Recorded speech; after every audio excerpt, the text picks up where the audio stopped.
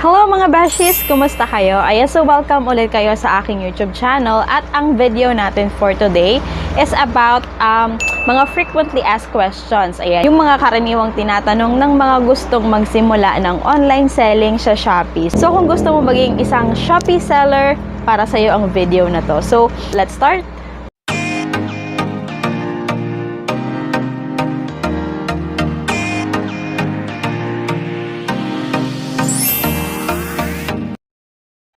So, ang unang tanong, Bessie, is paano kung may umorder sa inyo? Sino ang kukuha ng item na yon?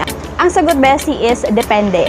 So, bakit naging depende, Bessie? Kasi kung makita nyo dyan sa picture, yan yung lalabas once na may umorder sa inyo. So, papipiliin kayo ni Shopee kung drop-off or pick-up. Ibig sabihin ng drop-off, ikaw mismo yung pupunta sa mga branch, for example, ng J&T Express branch at ibibigay mo sa kanila yung item mo. Or kung pick up naman yung pinili ninyo, yung J&T rider, yung pupunta mismo sa bahay ninyo para kunin or pick upin yung item na ino-order sa inyo. Second question, Bessie, is sino yung nagpe-print ng resibo? Yung karaniwang nakikita na nakadikit sa plastic ng item. Ang sagot is, ngayon kasi ini-encourage na ni Shopee na yung seller mismo yung magpe-print ng kanyang resibo. Pero dito kasi sa amin, Bessie, for example sa akin, once na may nag-order sa akin sa Shopee, yung courier pa rin yung nagdadala ng resibo. Tapos once na pick upin na sa akin, dala na nila yung resibo at ako na lang yung magpapadikit doon sa plastic ng item. Ayan. So, nang sa ganun is hindi magkakapalit-palit ng item doon sa pangalan ng resibo. For example, Bessie, may dalawang umorder sa'yo magkaibang lugar. Tapos, ikaw na yung magdidikit ng resibo para maiwasan yung magkakapalit-palit ng item. So, hindi magiging fault yon ng courier or ng rider. At ang sunod na tanong, Bessie, is saan kukuha ng plastic? Saan kukuha ng pouch kapag may umorder sa'yo? Anong gagawin mo? Ayan. So, ang ginawa ko kasi nung una is pumunta ako doon sa office nila at nagsabi ako na isa akong Shopee seller and then binigyan nila ako dito. Ayan, yung mga pouch, binigyan nila ako. Since J&T nga yung courier na binigay sa akin ni Shopee, since yun nga rin yung mas malapit sa amin, binigyan nila ako nito. Ayan, so, pwede rin naman, yung iba naman kasi, once na dumating yung rider, tsaka ka lang niya bibigyan ng pouch. Pero sa tingin ko, mas hassle yun.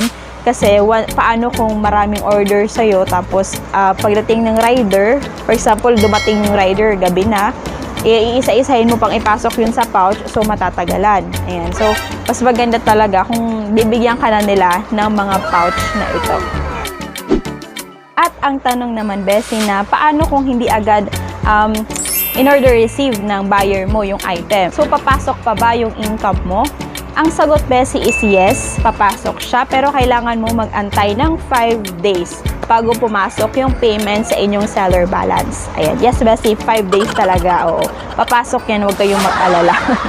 Ayan, so, pero kung Shopee Pay naman, yung ginamit ng buyer mo para bayaran yung item na in-order sa'yo, automatic papasok agad yon sa inyong seller balance. Ayan. At ang susunod na tanong na sasagutin natin ay kung paano kung walang bank account ang seller ng Shopee. Ayan, so ang sagot, Bessie, is kailangan talaga meron kang bank account. Oo. So makikita nyo sa kung ano yung mga bank account na pwede. Ayan, so baka may magtanong, pwede ba ang GCash? Pwede ba ang Paymaya? Hindi, Bessie, bangko talaga. Ayan, so may narinig ako na pwede daw pero malaki ang kaltas. Ayan, so nasa 250 ata. So kung kita ninyo is 300 lang, babawasan pa ng 250, wala na, 50 na lang, Bessie. Oo. So mahal siya pag ganun. So suggest ko sa inyo, bank account talaga. Kung wala kayong mga bank account, Bessie, pero gustong-gusto nyo maging isang Shopee seller, pwede nyo rin sigurong gamitin yung ATM ng kapatid ninyo, ng nanay ninyo, ng tatay ninyo. Yan. So, pwede mo rin silang pakiusapan na kung pwede ipasok doon yung inyong income. So, pwede yon. Oo. At ayan na nga, Bessie, yung mga sagot sa mga karaniwang tanong ng mga gustong magsimula sa pagiging isang Shopee seller. So, sana nakatulong itong video natin para masinimulan nyo na rin maging isang Shopee seller. Ayan. So, hope you like this video and please don't forget to like this video and more tutorials sa ating YouTube channel. Ayan, Beshies. Bye!